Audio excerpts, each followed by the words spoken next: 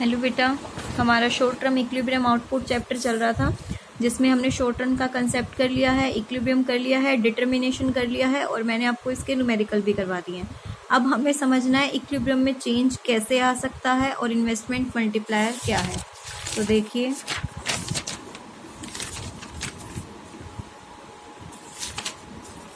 Shift in equilibrium, impact of additional investment. हमने कहा था इन्वेस्टमेंट क्या होती है, कांस्टेंट होती है।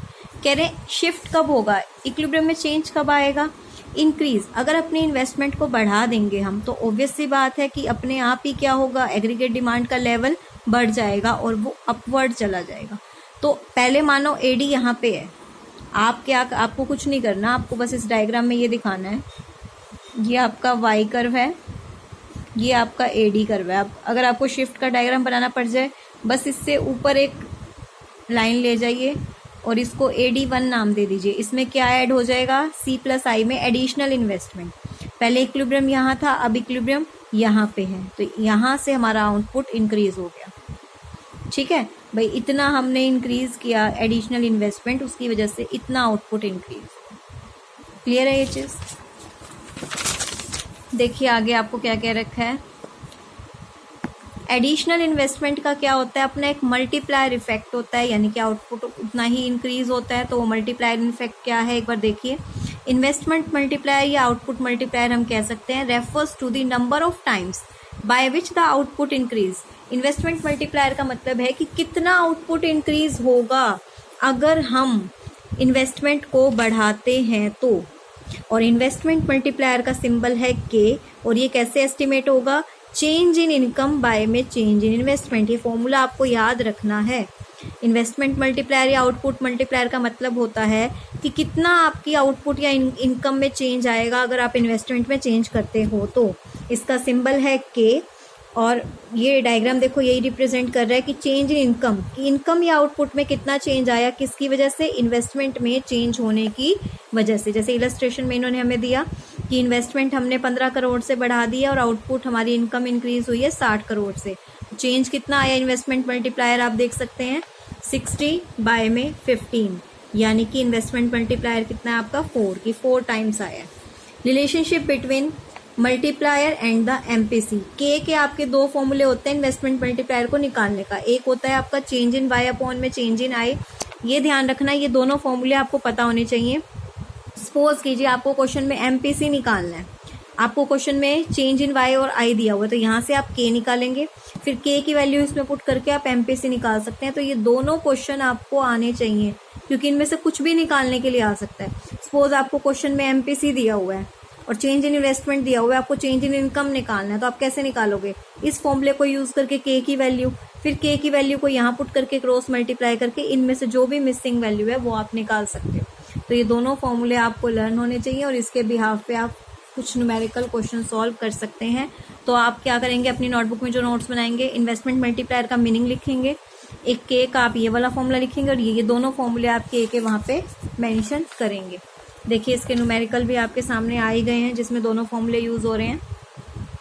In an economy government make an additional investment. Additional investment का मतलब क्या है, change in I, and find its value when MPC this and increase in income this. यानी कि आपको क्वेश्चन में चेंज इन वाई कितना दिया हुआ है 1000, और MPC आपको कितना दिया हुआ है 0.5। आपको निकालना क्या है, चेंज इन आई। अब मुझे पता है कि इन्वेस्टमेंट मल्टीप्लायर का फॉर्मूला होता है चेंज इन वाई अपॉन में चेंज इन आई। अब मेरे पास वाई तो है, यहाँ तो मैं 1000 लिख सकती हूँ। अब मुझे ये चीज़ निकालनी है, तो इसके लिए यहाँ पे क्या चाहिए मुझे, K। अब K का एक और फॉर्मूला होता है क्या, 1/1 माइनस MPC। तो यहाँ से K आ जाएगा, देखो 1/1 माइनस MPC, 0.5 माइनस किया, 1/0.5 कितना आ गया 2, पॉइंट का 10 ऊपर चला गया, 5 2 10। अब K की वैल्यू यहाँ पे मैं 2 लिख सकती हूँ, ये इधर मल्टीप्लाई में ऊपर चेंज इन आए, ऊपर चला गया, 2 नीचे आ गया। अब ये वाला फॉर्मूला यूज हुआ, इसमें K की वैल्यू रखी, चेंज इन आई रखा, यहाँ से क्या आ गया, चेंज इन आई। तो न्यूमेरिकल क्वेश्चन के लिए आपको दोनों फॉर्मूले पता होना जरूरी है। इसके बाद ये 2 क्वेश्चन और हैं जो आप खुद करेंगे, अच्छे से देख लीजिए, आपकी बुक में नहीं है तो तो आप इसमें स्टडी करके करेंगे और आपकी नोटबुक पे सारे क्वेश्चन सॉल्व होने चाहिए। इसमें आप मल्टीप्लायर निकाल रहे हैं के सेकेंड क्वेश्चन में, थर्ड क्वेश्चन में एमपीसी, फोर्थ क्वेश्चन में मल्टीप्लायर। ठीक है, तो यहाँ पे आपको क्या क्या क्वेश्चन, यहाँ से कौन सा टॉपिक करना है, मल्टीप्लायर का मीनिंग, ये दोनों फॉर्मूले, उसके बाद ये चारों के चारों आपको एग्जाम्पल करने हैं। फिर ये हमारे को मल्टीप्लायर प्रोसेस दी हुई है।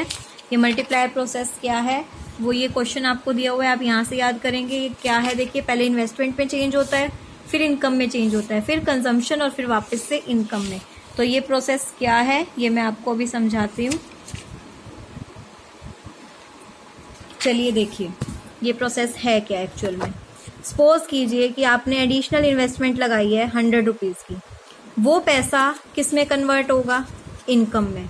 अब अपनी इनकम को आप क्या करोगे, आप एमपीसी मान के चलो 0.5 है। 0.5 का मतलब जितनी भी आपकी इनकम है आप उसका हाफ कंज्यूम करोगे। 100 का 50 कंज्यूम किया, 50 सेव किया। अब आपकी इनकम कितनी रह गई आपके पास, 50। फिर इतना कंज्यूम, इतना सेव। जितनी जितनी इनकम रहती जाएगी उसका हाफ कंज्यूम और आप हाफ क्या करते जाएंगे, सेव करते जाएंगे। और लास्ट में जब अपन इनकम को टोटल करेंगे तो वो उसका मल्टीप्लायर आ जाएगा, दैट इज उसका डबल। तो ये इसकी प्रोसेस है जो आपको यहाँ पे क्वेश्चन के वे में लर्न करनी है। यहाँ से क्लियर है। तो यहाँ पे हमारा ये चैप्टर कंप्लीट हो जाता है। एक आपका है फॉरवर्ड एक्शन, एक आपका है backward action. Multiplier action forward कब होगा, जब मल्टीप्लाई इंक्रीज इन इनकम होगा, और बैकवर्ड कब होगा, जब डिक्रीज होगा। फॉरवर्ड में इंक्रीज, बैकवर्ड में डिक्रीज, क्योंकि दो तरह से शिफ्ट हो सकता है ना, या तो आपकी इन्वेस्टमेंट आप बढ़ा सकते हो, या जो आपने पहले लगा रखी है आप उसको भी क्या कर सकते हैं, कम कर सकते हैं। आपकी बुक के पीछे ये न्यूमेरिकल दिए हुए हैं, और इस चैप्टर के न्यूमेरिकल 100% एक क्वेश्चन तो आता ही आता है। जितने भी ये न्यूमेरिकल हैं ये आप सब देखेंगे कि ये कैसे निकले हुए हैं, और जो क्वेश्चन आपको नहीं समझ आएगा वो आप मुझसे पूछेंगे। मैं आपको न्यूमेरिकल का ये सारा कंसेप्ट, ये वाले फॉर्मूले कलर समझा चुकी हूँ आपको, ये सारी चीज़ें मैं आपको समझा चुकी हूँ। ठीक है, ये न्यूमेरिकल करना आपके लिए बहुत बहुत ज़्यादा ज़रूरी है। 6 मार्क्स में आता है आपका क्वेश्चन, ध्यान रखिएगा। तो ये न्यूमेरिकल जितने भी हैं आप सब करेंगे। अनसोल्ड भी दिए हुए हैं कुछ यहाँ पे, आप अनसोल्ड भी ट्राई कर सकते हैं, और जो भी आपको ना आए आप मुझसे पूछ सकते हैं। तो इस चैप्टर के न्यूमेरिकल आपको करने हैं। ये हमारा चैप्टर फिनिश हो चुका है। इसके बाद हम अपना नेक्स्ट चैप्टर स्टार्ट करेंगे, problem of deficient and excess demand. Thank you.